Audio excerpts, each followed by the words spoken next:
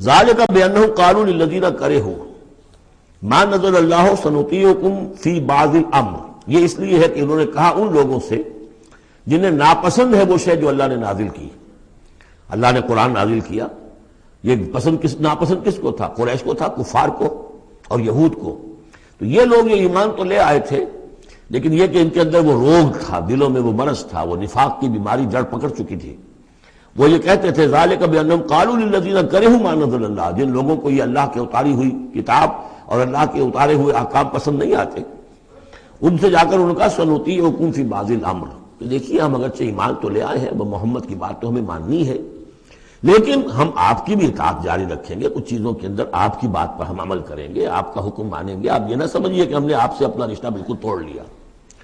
منافق اسی کو کہتے ہیں کہ جس نے دونوں کے ساتھ جوڑا رکھنے کی اپنے آپ کو کوشش کی۔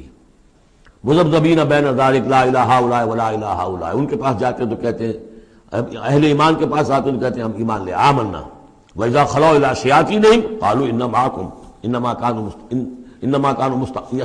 نَسْتَهْزِئُونَ